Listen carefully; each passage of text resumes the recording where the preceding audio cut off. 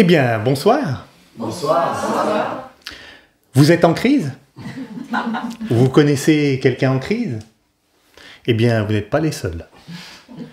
Crise climatique, crise sanitaire, crise économique, crise religieuse, crise humanitaire, crise de couple, crise nationale ou internationale. Actuellement, il n'y a pas un domaine qui ne soit pas en crise. Au point que certains observateurs parlent d'ailleurs de polycrise et de permacrise, crise permanente tant elles se succèdent les unes aux autres. Elles sont telles que la plupart des gens se demandent souvent avec anxiété « Mais où va le monde ?» Question pour le moins intéressante, qui, avouons-le, ne se pose que très peu lorsque tout va bien, alors qu'il serait justement plus aisé d'y répondre plus clairement. En effet, cette question de l'avenir du monde est d'une telle importance qu'elle mérite mieux que des réponses empreintes de réactions émotionnelles, bien que compréhensibles, telles que la peur, l'angoisse, l'inquiétude ou le désarroi. Émotions qui sont le terreau à des théories toutes plus catastrophiques les unes que les autres. Théories qui se complaisent dans une incontinence de récits d'avenir dystopiques et funestes et qui se répandent insigneusement dans les consciences de tous ceux qui ne pensent pas clairement le monde en devenir. Ainsi, non seulement nous n'accompagnons pas la mutation de la société, mais ralentissons sa progression, en utilisant la pensée créatrice pour nourrir un lendemain qui ne répond pas aux lois de l'évolution de la conscience, qui, elles, tendent toujours vers plus de justes relations. Accompagner la société en mutation, c'est utiliser sa tête et son cœur pour penser clairement et vivre sincèrement le monde en devenir. Mais qu'il est difficile de voir ce qui cherche à émerger lorsque nous sommes en pleine crise et que la tension est à son comble. Nous avons alors du mal à penser clairement le monde. Ce monde qui pourtant cherche à apparaître aussi sûrement que l'enfant cherche à naître des tensions de l'accouchement. Cette année, nous allons nous arrêter sur 6 domaines de la société, que sont la religion, la politique, la finance, l'éducation, la science et la psychologie. 6 domaines autour desquels toute société s'organise, évolue et se transforme. Nous allons chercher quels sont les principes, les idées, les croyances, les états de conscience qui donnent naissance aux différents visages que prennent ces domaines au fil du temps.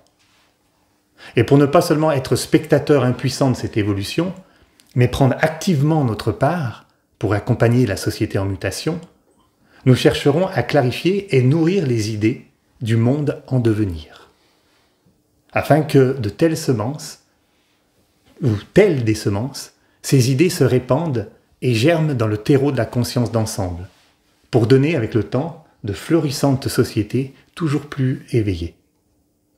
Voici donc pourquoi nous avons intitulé ce cycle de conférences « Le monde en devenir, accompagner la société en mutation ». Et ce soir, nous allons nous arrêter sur le domaine de la religion et accompagner la pensée semence « Reliance au-delà des apparences », qui est le titre donc de la conférence ce soir. Les études sociologiques montrent que d'une manière générale, le christianisme, qui est la principale religion en Occident, est en crise, étant à décliner. Mais que la religion dans le monde, regroupant les 4 courants principaux que sont le christianisme, l'islam, l'hindouisme, le judaïsme, auxquels se réfèrent 80% de la population mondiale, continue, lui, de croître. Ce phénomène apparemment paradoxal n'est vraiment compréhensible qu'en mettant en lumière les différents états de conscience des populations. Par exemple, en Chine, en Russie, en Inde et en Afrique, bien que la conscience individuelle se développe de plus en plus, c'est encore la conscience de masse, de dépendance qui domine. C'est pourquoi les religions traditionnelles sont encore en croissance. Par contre, en Occident, la conscience individuelle ayant pris l'ascendant, il n'est pas étonnant de constater justement qu'elle décline. Mais alors, qu'en sera-t-il du monde des religions de l'avenir? Eh bien, voyons ça de plus près en retraçant brièvement l'évolution des religions du point de vue de la conscience. en montrant ce que chaque état de conscience a mis en lumière, tant du point de vue involutif que du point de vue évolutif. Car n'oublions jamais que toute forme de croyance, aussi éloignée soit-elle de la réalité, contient en elle un germe de vérité. Au début de l'humanité, quand la conscience est encore enfantine, quand la conscience, justement, on parle alors de conscience de masse ou de dépendance, en analogie avec la conscience de l'enfant dépendant des parents ou de la conscience grégaire propre au règne animal. Le divin est alors relégué à l'extérieur de soi. C'est une entité supérieure, vécue comme totalement séparée d'ici-bas. On considère alors Dieu comme tout-puissant, car c'est lui qui régit tout l'univers. Notre existence est totalement dépendante de son intention et de son bon vouloir. Notre vie est entre ses mains, c'est lui qui a le pouvoir de subvenir à tous nos besoins. Le rapport de l'humain à Dieu est alors un rapport paternel, de soumission, d'obéissance et de dépendance, et bien souvent accompagné de crainte couplée à de la culpabilité. Comme des enfants apeurés des fois par un père autoritaire et distant. D'où par exemple l'expression « Dieu le Père » souvent prononcée avec déférence. D'autre part, faute de capacité mentale d'abstraction, dans cet état de conscience, le divin est vu, imaginé et représenté à la façon dont nous percevons le monde autour de nous. Les dieux se revêtent alors d'apparence animale, comme dans la religion égyptienne, hindouiste ou chez les Mayas. Dans la culture gréco-romaine, les dieux prenaient souvent des apparences humaines, avec exactement la même psychologie, souvent basique, mais dotée de pouvoirs physiques et magiques décuplés. À cette époque, les divinités étaient ni plus ni moins le reflet de la vie quotidienne. Il y avait bien une perception de quelque chose de plus grand, de plus immatériel, ou une présence plus subtile. Mais le faible développement mental ne permettait pas justement d'en percevoir clairement la nature. Même si des sages, bien en avance sur leur temps, ont toujours cherché à éveiller leurs contemporains à ces réalités plus subtiles. On pense à Socrate, par exemple, ou bien d'autres, qui évidemment ne faisaient pas l'unanimité. Nous l'aurons compris, comprendre la nature et les intentions de Dieu a été alors remis dans les mains des instances religieuses et de leurs représentants, qui organisaient ainsi le monde. On les vénérait et les craignait tout autant, puisqu'ils étaient les représentants de Dieu, justement. Les « Votre Sainteté »,« Votre Éminence »,« Mon Père » ou autres « Monseigneur » en sont encore les résidus. Leur pouvoir était énorme, et les exemples d'ailleurs d'abus ne manquent pas. Comme le montre d'ailleurs le maintien des castes, le maintien des femmes à l'écart des responsabilités religieuses, sans compter tous ceux qui au Moyen-Âge se sont enrichis sur le dos de la pauvreté. Quoi qu'il en soit, cette relation asymétrique de dépendance a donné naissance à un mode d'approche du divin très caractéristique de la conscience de masse, la prière. On va prier Dieu, ou les dieux, pour satisfaire nos besoins, faire des offrandes de nourriture, d'argent ou même de vie humaine pour qu'il exauce nos vœux. Et si par malheur il ne répondait pas à nos prières, c'est que nous avions fauté. C'était donc une punition de Dieu. Même si la prière, bien sûr, peut se vivre très différemment de nos jours, ses origines ont une base très émotionnelle dans le rapport à Dieu. Elle a été souvent, et est encore, empreinte de plaintes, de supplications, de lamentations et de sacrifices douloureux. D'ailleurs, l'étymologie de prier a la même racine que précaire, ce qui nous met dans une relation de vulnérabilité et d'insuffisance, et non de grandeur et de dignité face à Dieu. Néanmoins, on doit relever que ces religions ont eu le mérite de commencer à institutionnaliser les liens entre l'humain et le divin, comme une première tentative d'établir consciemment un canal de communication entre le monde terrestre et l'abstraction de la déité. Ainsi, toutes les prières du monde, depuis l'aube de l'humanité jusqu'à nos jours, aussi émotionnelles et infantilisantes soient-elles, ont su maintenir un lien avec l'au-delà. Elles sont la marque d'une reconnaissance de l'humanité envers la présence divine. cette force plus grande que soi qui appelle et que l'on appelle de nos voeux.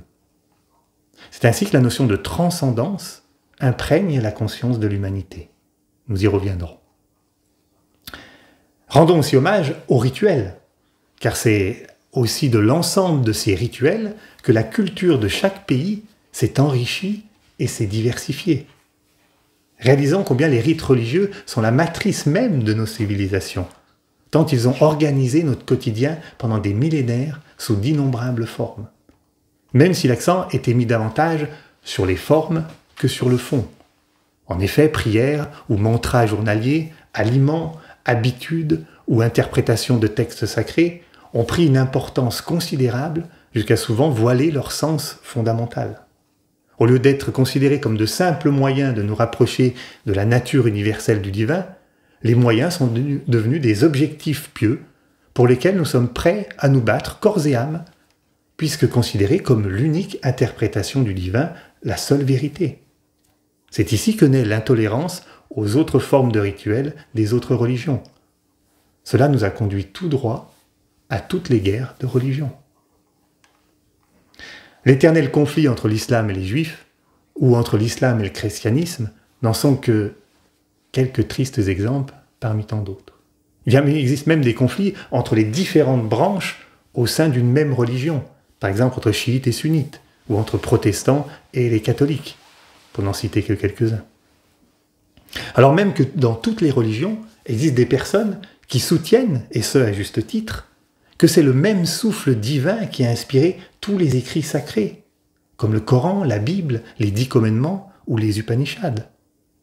Et qu'il y a ainsi plus de raisons de se compléter que de se séparer. Mais malheureusement, comme souvent, on préfère les formes plutôt que les réalités qu'elles recèlent. On préfère notre interprétation de la vérité plutôt que la vérité elle-même. Par ailleurs, il est intéressant de constater que le polythéisme des anciennes religions a progressivement laissé la place au monothéisme des 3 grandes religions mondiales, que sont donc le judaïsme, l'islam et le christianisme. C'est un passage vers une représentation abstraite d'un Dieu unique, échappant cette fois à toute représentation concrète, si ce n'est des textes ou des paroles sacrées. On peut voir dans cette évolution la capacité de l'humanité à s'abstraire et à pressentir l'unité dont la divinité est porteuse, en célébrant un Dieu unique. C'est d'ailleurs avec l'apparition du christianisme que l'humanité est devenue sensible à un Dieu d'amour. Auparavant, Dieu était lumière ou autorité. C'est à partir de là que les idéaux de fraternité universelle, d'amour-unité, ont commencé à attiser l'aspiration d'une grande partie de l'humanité, là où la loi du talion régnait jusqu'à présent en maître. Et ce n'était qu'un premier pas d'un amour bien plus grand en devenir. Chouette alors, l'amour arrive, diriez-vous. Mais alors, pourquoi il y a de moins en moins de monde dans l'Église catholique en Occident? Que s'est-il passé? Eh bien, il se passe que, quand la conscience s'individualise, les traditions s'enlisent. Essayons de clarifier ça. Vous savez maintenant que quand la conscience individuelle s'éveille, on commence à réaliser l'importance de soi, à reconnaître sa propre valeur, et on accepte de moins en moins de voire plus du tout, une autorité extérieure. Ni Dieu ni maître, et c'est là que toutes les traditions, religieuses y compris, volent en éclats. Plus les bancs de la conscience individuelle se remplissent, plus ceux des églises se tarissent. Et si se vident ces temples de l'adoration, ils se voient remplacés par les temples de la consommation. C'est alors la crise de foi, car foi, il n'y a qu'en soi. Dieu que l'on adore n'est plus dans le ciel, mais dans le matériel. C'est le Dieu argent, et lui seul semble avoir le pouvoir de nous rendre plus grands. Qu'on le vénère ou qu'on le prie, c'est à lui qu'on sacrifie toute notre vie. Les idoles ne sont plus les saints, les apôtres, les prophètes ou les gens pieux, mais sont devenus footballeurs, chanteurs, acteurs et entrepreneurs ambitieux. On ne rêve plus de fraternité, mais de célébrité. On ne rêve plus à Dieu, mais on se rêve Dieu. Plus personne maintenant n'égrène son chapelet pour s'acheter une place au paradis, mais tout le monde scrolle son écran pour enchanter sa vie. Et les textos sans âme ont tous balayé les textes sacrés. Bref, comme l'a dit Nietzsche de son vivant, Dieu est mort.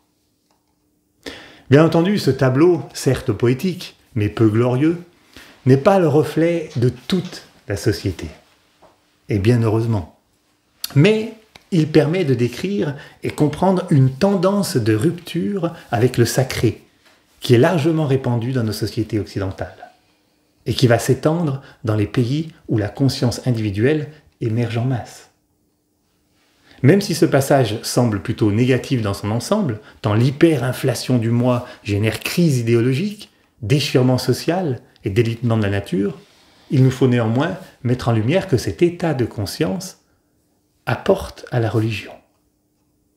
C'est en réalisant cette hyperconscience de soi, en s'appropriant le principe divin, en le ramenant exclusivement à soi, que la conscience individuelle expérimente, elle, le germe de l'immanence, c'est-à-dire de ce qui s'éprouve en soi-même, à l'intérieur.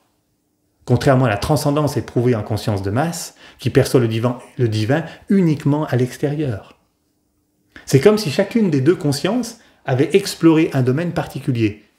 L'un la transcendance, l'autre l'immanence, chacun excluant naturellement l'autre. Sans pouvoir imaginer pour l'instant qu'une plus grande vérité se trouve dans la synthèse des deux. Synthèse qui donnera naissance à la nouvelle spiritualité en devenir, comme nous le verrons tout à l'heure. En attendant, nous ne pouvons pas clore ce chapitre sans voir que la conscience individuelle est aujourd'hui aussi en crise.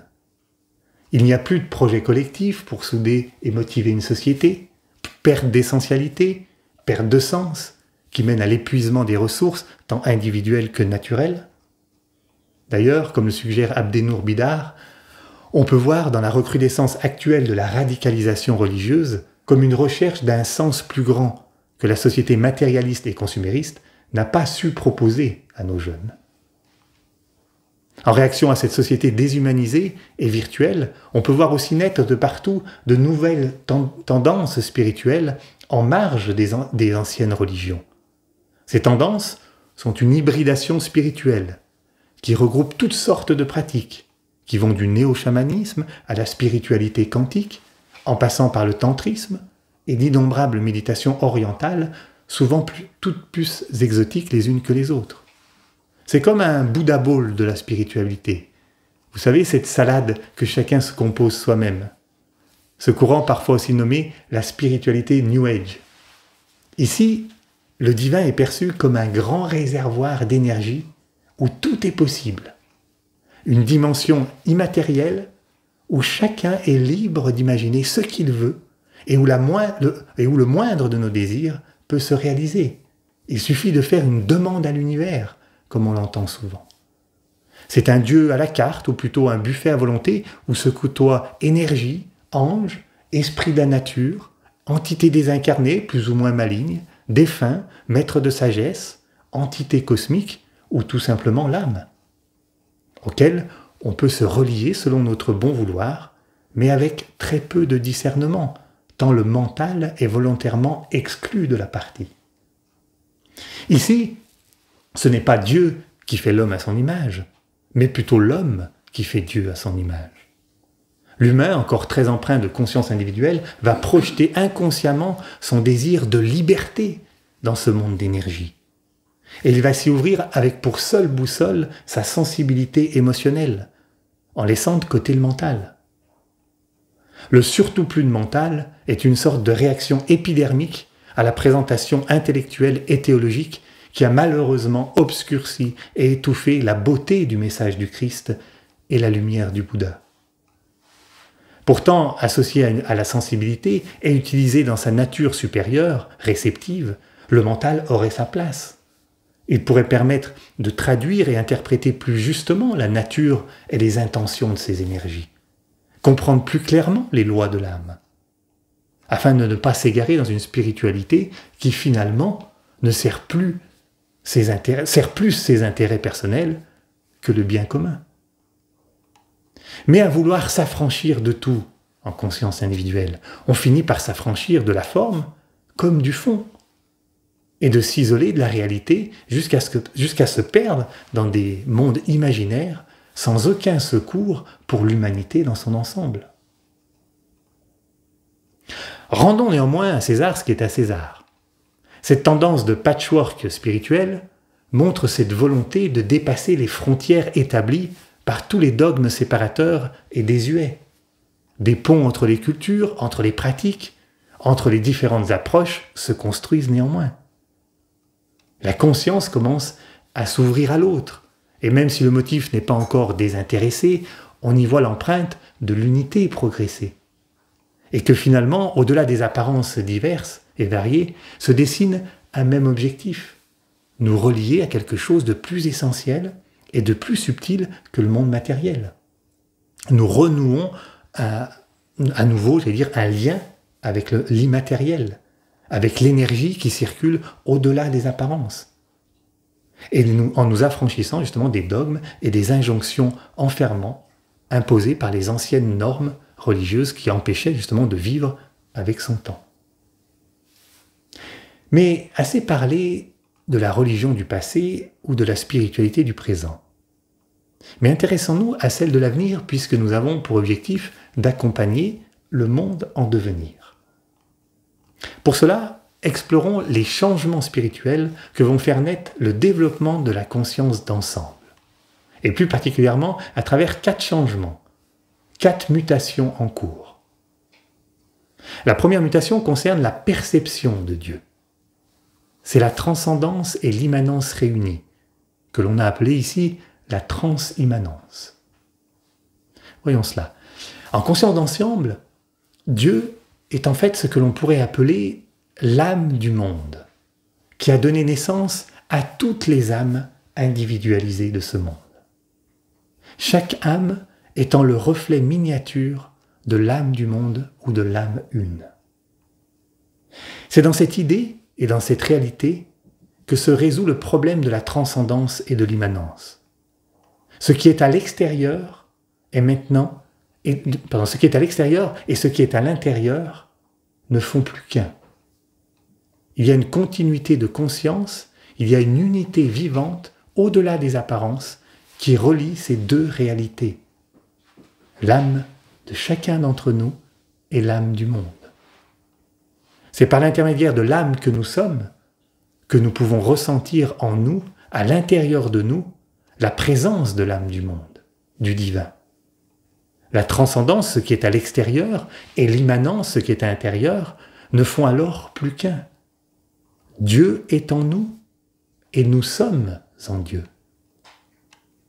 D'où l'expression qui prend tout son sens, Dieu est l'être planétaire en qui nous avons tous la vie, le mouvement et l'être, comme toutes les flammes au sein d'un grand feu.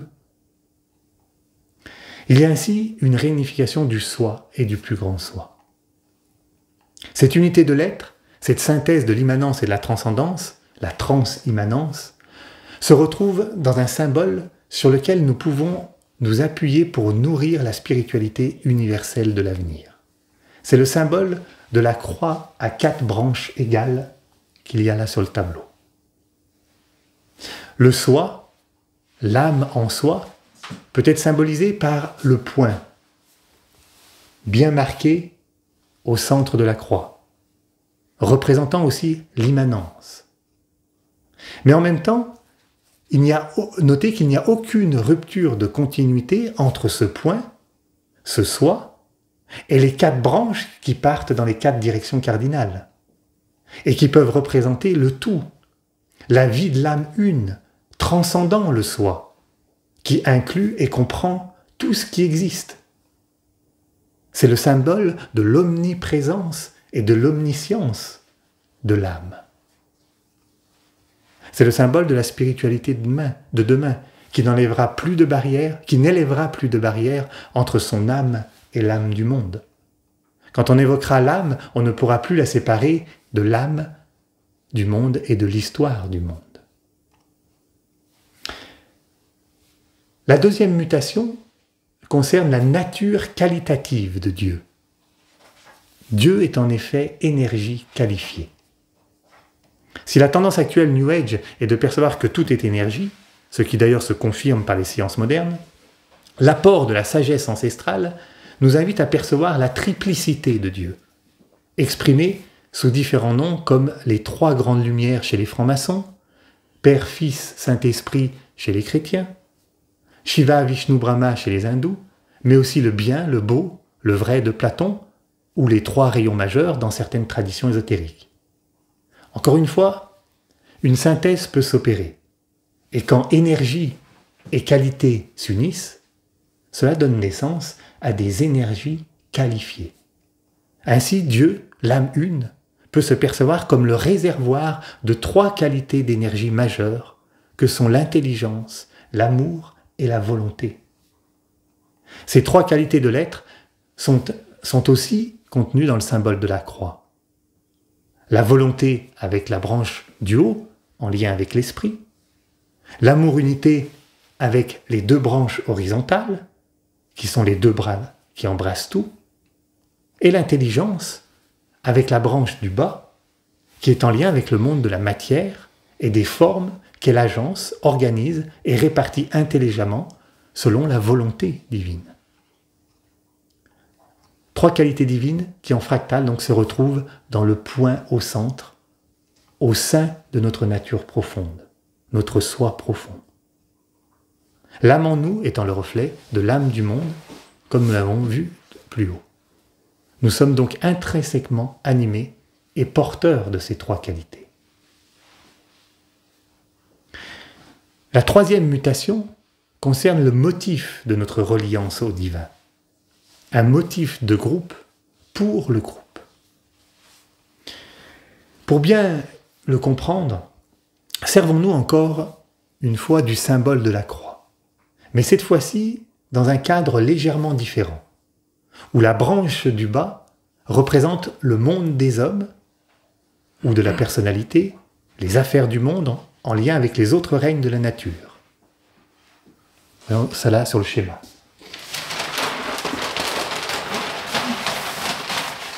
En bas, les formes, affaires du monde, lien avec les autres règnes. La branche horizontale, représentant le monde des âmes, avec toujours ce point au centre qui représente sa propre âme. Et la branche du haut, représentant Dieu, ou les trois qualités divines d'intelligence globale, d'amour-unité et de volonté. On a un peu changé de cadre, mais c'est le propre de symbole, il faut pouvoir s'adapter. On a finalement là la représentation de l'humanité une, ou de l'humain en général dans sa triplicité esprit, âme, forme. On peut dire que c'est la croix de la conscience d'ensemble. En effet, notez que le point de l'âme au centre de la croix n'est pas isolé, mais relié et uni à tous les autres points de la ligne horizontale. Cela représente l'unité indissociable de toutes les âmes, quel que soit le groupe d'appartenance de nos personnalités. Il n'y a plus de mon âme ou ton âme, séparément, mais une communauté d'âmes unies, une famille d'âmes sœurs. Ce point, en lien avec la branche horizontale, signifie que dès que l'on entre dans le monde de l'âme, tout se perçoit en termes de groupe, en termes d'ensemble et de globalité. Ce qui a pour conséquence de porter un intérêt avant tout aux affaires du monde, et non plus à ses petites affaires personnelles. D'autre part, le rapport du point de l'âme avec la ligne du bas nous montre que nous sommes aussi un avec toute l'humanité et les affaires du monde. L'humanité est une et je suis un avec elle. C'est un rapport de groupe à groupe, d'âme-groupe à l'ensemble de l'humanité et plus seulement de mon âme avec ma personnalité. La vision d'une humanité souffrante commence alors à toucher nos cœurs. C'est là que l'on commence à prendre conscience que l'humanité se meurt du manque d'intelligence collective, indispensable pour subvenir aux nécessités matérielles, mais aussi de plus en plus du manque de vérité et de compréhension spirituelle. Une humanité assoiffée par le manque d'amour-unité entre tous les humains et tous les règnes, et qui n'aspire au fond qu'à de justes relations. Une humanité dévitalisée par le manque de sens, de direction essentielle. Intelligence collective, amour-unité, sens, ces trois qualités qu'elle réclame à grands cris, mais qu'elle ne sait pas encore vraiment révéler au grand jour. Comment révéler au grand jour? En conscience d'ensemble, ce n'est donc plus une relation donc individuelle au divin pour son bénéfice personnel, ou pour celui de ses proches, ou de sa communauté comme en conscience de masse. Non, c'est avant tout et uniquement un motif de bien commun qui impulse alors la reliance au divin. C'est ça la troisième mutation majeure. C'est une reliance de groupe pour le groupe. Après le motif, voyons maintenant la quatrième mutation qui concerne le mode de reliance. L'invocation et l'évocation. Rappelons qu'en conscience de masse, le mode principal donc de reliance est la prière, où l'on se considère donc, comme on l'a vu, si petit face à un Dieu si grand, où l'on se perçoit comme si différent en tout point que la connexion et la communication passent très mal. Pour s'en rendre compte, imaginez la difficulté de communication, de reliance qu'il pourrait y avoir entre deux personnes qui ne se voient, qui ne se reconnaissent aucun point commun. Ni langue, ni habitude, ni désir, ni pensée, ni culture, ni rien du tout. Quand tout nous sépare, la relation est très difficile.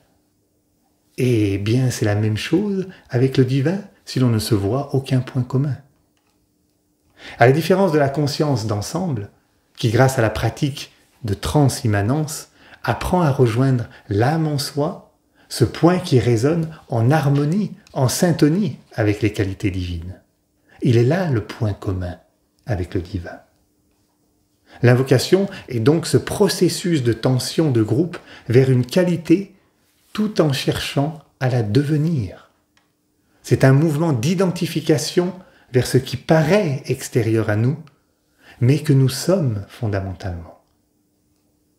Elle réduit l'espace, l'invocation, entre soi et les qualités de Dieu, jusqu'à ce qu'ils disparaissent totalement. D'où le rapport étroit avec la transimmanence.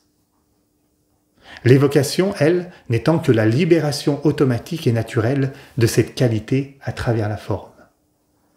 C'est donc en apprenant à toucher et à devenir les qualités que nous sommes fondamentalement, que ces qualités peuvent affluer au sein de l'humanité. C'est pour cela que l'on dit parfois que l'on ne travaille fondamentalement pas à l'évocation, car elle dépend entièrement de la qualité et de la force de l'invocation. En effet, il est bien plus efficace de simplement aimer que de vouloir aimer. Plus facile à dire qu'à faire. C'est pour cela que la spiritualité de demain enseignera et pratiquera cette science de l'invocation-évocation. D'autant plus qu'elle nécessite l'alliance du cœur et du mental. Le cœur, c'est cette sensibilité de groupe qui va nous permettre de vivre, toucher et devenir ce que nous cherchons à percevoir. Le mental, lui, a deux fonctions. Dans sa partie raison, discernement, il permet de réfléchir à ce que l'on fait, de discerner si ce qui est proposé est digne d'intérêt et de bon sens, afin de ne pas suivre un chemin seulement parce que les autres le suivent sans se poser de questions. Mais le mental est aussi utilisé dans sa partie supérieure, abstraite, pour écouter, découvrir, s'ouvrir aux dimensions inconnues en devenir, qui sont encore voilées par les mots et les représentations que nous avons, par exemple, des notions de lumière, d'amour et de volonté. C'est un mental qui écoute au-delà de ce qu'il sait déjà, qui écoute au-delà des apparences. Ainsi, dans l'alliance du cœur et du mental, le transcendant et l'immanent se rejoignent, car le mental perçoit au-delà et le cœur rend vivant cet au-delà au-dedans de soi. Dans la croix, symbole de la spiritualité à venir, nous pouvons aussi reconnaître cette alliance du cœur et du mental. Le mental, cette polarité masculine, souvent représentée par la verticalité, symbole de compréhension des formes vers le bas et de perception au-delà vers le haut. Et le cœur, associé à la polarité féminine, souvent représentée par l'horizontalité, symbole de vie abondante et toujours plus inclusive. Et c'est dans l'alliance entre les deux, sans qu'aucun ne domine, mais où chacun permet à l'autre de libérer son potentiel, que la beauté de la réalité plus grande se dévoile. D'autre part, quand les deux travaillent ensemble, la foi qui est plus le domaine du cœur rencontre la raison qui est plus le domaine de la tête. Et cela se transmute en confiance, qui est le résultat d'un mental qui a su explorer plus en amont ce que le cœur et la foi pressentaient. Nous n'avons alors plus seulement foi en l'avenir, qui traduit une notion d'espoir et donc d'incertitude, mais nous devenons alors confiants dans le monde en devenir, ce qui traduit la certitude d'une expérimentation intérieure universelle. C'est donc dans un esprit de confiance que l'invocation et l'évocation doivent se pratiquer. Et à l'instar de la prière, c'est un rituel qui s'accompagne de mots ou de sons.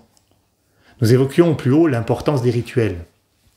Depuis tout temps, toutes les communautés de croyants pratiquent les rituels. Le rituel est le fait de pratiquer régulièrement des cérémonies par des gestes, des chants, des paroles ou des prières. Pratiqué en groupe, il rassemble et soude tous les participants. Il l'accorde autour d'une même note. C'est aussi vrai donc dans les pratiques sportives, artistiques, familiales ou autres. Les peuples premiers savaient que les esprits de la nature, ou Deva, ces êtres constructeurs des formes, ne réagissent qu'au rituel, c'est-à-dire à une intention claire et vivante, accompagnée de sons et de rythmes. Rituel et rythme, d'ailleurs, ont la même racine.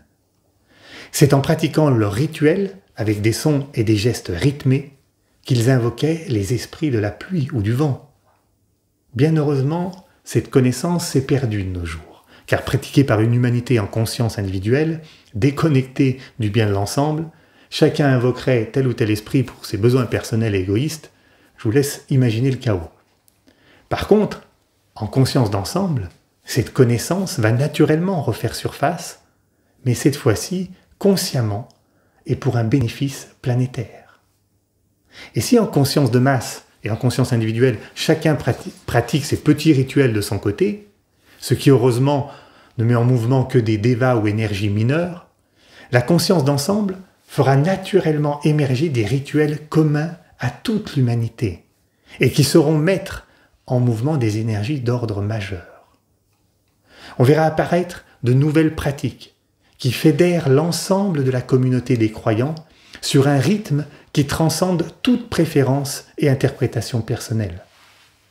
Et pourtant un rythme qui parlera à chacun, puisqu'il s'agira d'un rythme dans lequel nous sommes tous inclus et qui n'exclut aucunement les spécificités de chacun. Quel peut bien être ce rythme, à la fois transcendant et immanent? Eh bien, tout simplement celui de la planète Terre, qui tourne autour du Soleil, rythmé par le cycle de la Lune. Il est commun à nous tous, terriens. C'est le rythme, la respiration de l'être planétaire. Toutes les cultures pourront s'accorder sans devoir se plier à l'interprétation d'une autre culture. Cela n'est possible que lorsque la conscience d'ensemble nous aura fait sortir de nos petites frontières pour rejoindre la vie de cet ensemble plus grand. Et à chaque pleine lune, nous nous réunirons intérieurement pour pratiquer ensemble une invocation et évocation au bénéfice de tous les humains et des autres règnes, nos partenaires d'évolution, minéraux, végétaux, animaux, afin que les trois qualités divines puissent affluer de manière effective partout. Cette invocation sera accompagnée de mots, d'un mantra pour clarifier, amplifier l'intention. Un mantra dans lequel toutes les croyances pourront se reconnaître, car la beauté de son intention sera telle que toute personne sensible au bien commun y trouvera une source d'inspiration et un motif d'adhésion. Les mots utilisés seront suffisamment simples et évocateurs pour ne pas éveiller de résistance par rapport à la terminologie des mots. En connaissant le pouvoir de l'intention, imaginez la puissance d'un mantra effectué par toute l'humanité, quelle que soit sa culture religieuse ou spirituelle, réunie par la seule intention, claire et puissante, de servir l'humanité tout entière et toute vie sur la planète. Qui peut croire qu'une telle pratique n'aurait pas des effets tangibles et guérisseurs dans les affaires du monde? Qui peut croire que si le véritable amour-unité vécu en tant qu'âme est enfin invoqué clairement et évoqué puissamment en chacun de nous tous, les relations humaines et interrègnes n'évoluent pas vers de justes relations? Eh bien, ce mantra existe. Il s'agit d'une tentative d'unir la communauté de tous les gens de bonne volonté et de volonté de bien qui inclut et transcende toutes nos apparentes divergences. Ce mantra est déjà pratiqué tous les jours, en méditation par des millions de personnes, et particulièrement les 3 jours embrassant les pleines lunes, notamment les 3 pleines lunes du printemps, qui représentent le moment spirituel le plus intense de l'année, là où l'afflux de lumière, d'amour et de volonté est en son maximum d'intensité, car de nombreuses consciences, plus évoluées que nous, participent activement et consciemment à ce processus d'invocation-évocation. Ce mantra est connu sous le nom de la Grande Invocation. Il est construit selon 3 strophes principales. Une pour chacune des 3 qualités et une 4e de synthèse, ainsi qu'une phrase de clôture. Chaque strophe comprend 3 phrases, 3 temps. C'est un rythme à 3 temps. Un temps d'invocation au plus abstrait, qui reconnaît la réalité transcendante de la qualité divine, où l'on tend à s'identifier à elle et la reconnaître comme immanente. Un temps d'évocation, 2e temps, en tant qu'âme, maintenant pleinement conscient d'être cette qualité qui afflue naturellement au sein de toute l'humanité.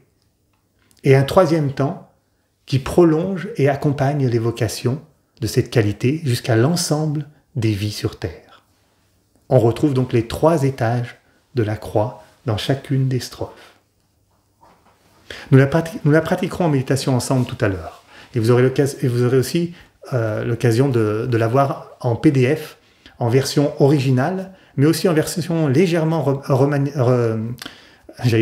mais réaménagée, afin qu'elle puisse convenir justement au plus grand nombre, même aux athées, croyant plus aux valeurs universelles qu'à un Dieu. Bien sûr, comme tout mantra, il peut être récité mécaniquement ou pratiqué comme une prière en fonction de notre état d'être intérieur. Mais en conscience d'ensemble, nous pouvons apprendre à le vivre en tant que groupe, dans une transimmanence invocatoire et évocatoire. Car il faut comprendre qu'un mantra n'est qu'une forme, une coque vide, qui prend tout son pouvoir seulement quand il est habité de compréhension claire et de vécu profond réel. Et bien sûr, plus nous sommes nombreux à le prononcer, plus sa puissance est décuplée. En cela aussi, il s'agit d'un travail de groupe. Pour conclure, nous pouvons dire que la spiritualité de l'avenir aura su extraire, vivre et enseigner la quintessence des religions, à savoir la reliance au-delà des apparences. Quintessence qui se retrouve d'ailleurs dans son étymologie religare, se relier. Se relier dans les 4 directions de la croix. Se relier à son âme, à toutes les âmes, à tous les règnes et à l'âme du monde. Et nous tenons à dire que cette pensée semence est bel et bien déjà plantée, et certaines graines ont déjà commencé à germer, grandir et même donner des fruits, malgré les apparences qui parfois nous voilent la réalité en devenir. Ces graines et ces fruits peuvent se percevoir dans les millions de personnes à travers le monde qui se relient intérieurement pour invoquer et évoquer les véritables valeurs indispensables à toute l'humanité, et ce malgré leurs différences ou même leurs désaccords. C'est grâce à cette invocation que de multiples initiatives, comme les dialogues interreligieux, qui sont actuellement en cours de partout dans la société, même s'ils ne font pas la une des journaux, pour l'instant. D'autre part, nous ne pouvons pas passer sous silence le grand mouvement écologique qui traverse actuellement les consciences et qui cherche à retisser les liens aussi avec la vie planétaire, avec l'ensemble de ses habitants, pour de plus justes relations entre tous. Et bien qu'elle puisse se vivre de bien des manières, plus ou moins déformées, en fonction de l'état de conscience, elle témoigne à sa manière cette nouvelle spiritualité de l'avenir.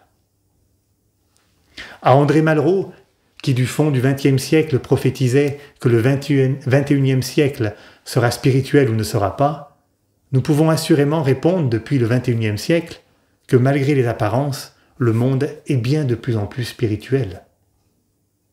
Notons d'ailleurs que l'ère des poissons a été le symbole d'une humanité à 4 branches inégales, où la qualité d'amour n'a été que désirée dans un sacrifice douloureux, représenté par le Christ crucifié sur la croix. Mais à notre tour, nous pouvons annoncer que l'ère du Verseau sera le symbole d'une humanité à branches égales, où le sacrifice de son temps, son énergie, de ses pensées, sera vécu dans la joie du service à toute l'humanité. C'est en cela que nos vies seront finalement vécues comme sacrées, sens évolutif du sacrifice. Alors pour accompagner cette mutation, affirmons chaque jour un peu plus que nous sommes bien là, au centre de la croix, ensemble et plein de vies nouvelles.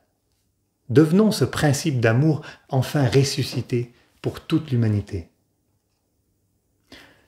Eh bien, laissons maintenant résonner le poème que Michel nous a concocté avant la méditation d'invocation et vocation. Alors, ce poème s'intitule « Deus ex machina est Deus in humano ».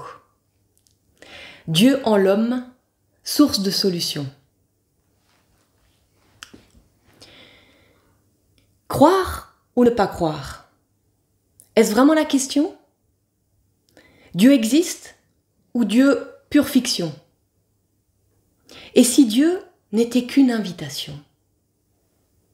Une invitation à nous ouvrir vers une réalité augmentée, plus grande, plus inclusive, où rien n'est jamais séparé, faite de qualité d'une pureté encore rarement incarnée.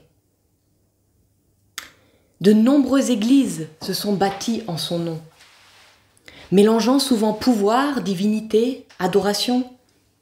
Et pourtant, une étincelle divine a continué à briller quelque part dans nos tréfonds. La vie est bien plus vaste que la seule matière.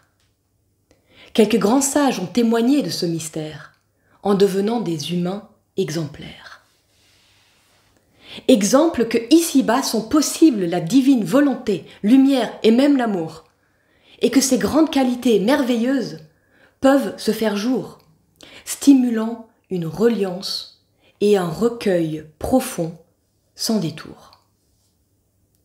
Nous sommes frères, censés grandir au-delà des apparences, nous respectant intimement dans nos différences, pour instaurer la gloire de Dieu en toute transparence. Oh, ce sont bien des grands mots pour évoquer assez simplement qu'en rejoignant avec rythme le divin intérieurement, la société de demain sera transformée indéniablement. Ainsi, la divinité, qui résout une situation dramatique, ne sera plus un miracle.